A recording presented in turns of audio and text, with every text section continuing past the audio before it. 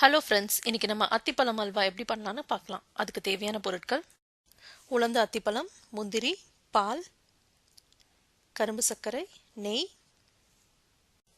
பூசணி விதை, பாதாம், பிஸ்தா, ஏலக்காய் பொடி. இப்போ நம்ம அத்திப்பழத்தை ஒரு 4 மணி நேரம் பாலில் ஊற வச்சிடலாம். இப்போ நம்ம அல்வா பண்ண ஆரம்பிச்சிடலாம். முதல்ல முந்திரியை பவுடர் பண்ணி வச்சுக்கலாம். இப்போ பவுடர் பண்ண முந்திரியை நம்ம தனியாக கப்பில் எடுத்து வச்சுக்கலாம். அடுத்தது இப்போ நம்ம ஊற வச்சுருந்த அத்திப்பழத்தை அரைச்சிடலாம். இதை நம்ம பேஸ்ட் மாதிரி அரைக்க போகிறோம். அதனால் பாலை கொஞ்சமாக சேர்த்து அரைச்சிக்கலாம்.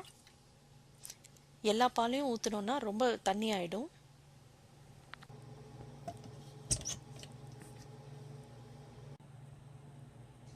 இப்போ பார்த்திங்கன்னா நம்ம நல்லா பேஸ்ட் மாதிரி அரைச்சாச்சு. இதை இப்போ மிச்சம் இருக்கிற பாலையும் நம்ம இதில் சேர்த்து அரைக்க போகிறோம்.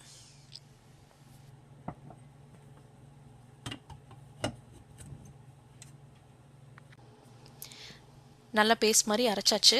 இப்போ இதை ஒரு பவுலில் ட்ரான்ஸ்ஃபர் பண்ணிக்கலாம். இப்போது ஒரு பேனில் மீடியம் ஹீட்டில் வச்சுட்டு ஒரு அரை டீஸ்பூன் நெய் ஊற்றி அதில் நம்ம அரைச்சி வச்சுருந்த அத்திப்பழ பேஸ்ட்டை நம்ம ஆட் பண்ணிக்க போகிறோம்.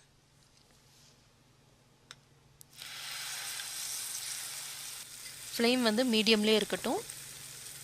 நல்லா கிளறணும். இப்போ அத்திப்பழத்தை நல்லா கிளறி அதில் இருக்க பச்சை வாசனை போகிற அளவுக்கு நம்ம நல்லா கிளறணும்.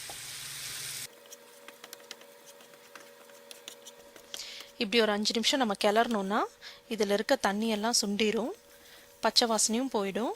நம்ம பார்த்திங்கன்னா அப்படி ஒட்டாமல் வருது பாருங்கள் இந்த பேனில். இது கரெக்டான ஸ்டேஜ். இப்போ நம்ம எடுத்துடலாம் இதை. இப்போ இந்த அத்திப்பழம் பேஸ்ட்டை நம்ம பவுலில் ட்ரான்ஸ்ஃபர் பண்ணிக்கலாம்.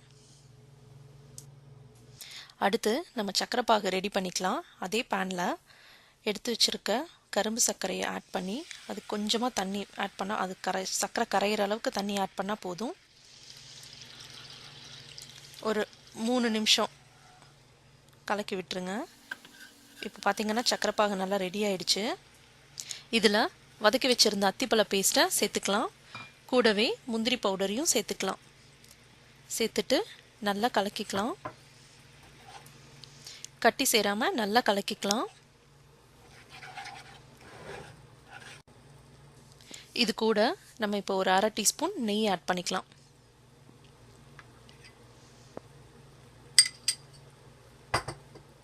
ஆட் பண்ணிவிட்டு நல்லா கலக்கிக்கலாம்.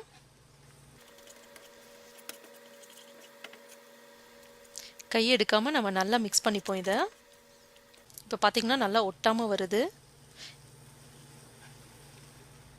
இந்த பதத்தில் இருக்கும்போது நம்ம ஏலக்காய் பொடியை சேர்த்துப்போம். சேர்த்துட்டு மிக்ஸ் பண்ணிக்கலாம். இப்போ நம்ம நட்ஸ் ஆட் பண்ணிக்கலாம். உடச்சி வச்சுருந்த பாதாம், பிஸ்தா, பூசணி விதை இது எல்லாத்தையும் சேர்த்து நம்ம ஒரு கலக்கிக்கலாம். அல்வா ரெடி ஆயாச்சு. இதை நம்ம ஒரு பிளேட்டில் ட்ரான்ஸ்ஃபர் பண்ணிக்கலாம். பிளேட்டில் நெய் தடவி வச்சுருக்கேன். இதில் அல்வாவை ட்ரான்ஸ்ஃபர் பண்ணிடலாம். போட்டுட்டு சமமாக்கிக்கலாம் அந்த கரண்டிலேயே. அவ்வளோதாங்க, சுவையான ஹெல்தியான அத்திப்பழம் அல்வா ரெடி. ட்ரை பண்ணி பாருங்கள்.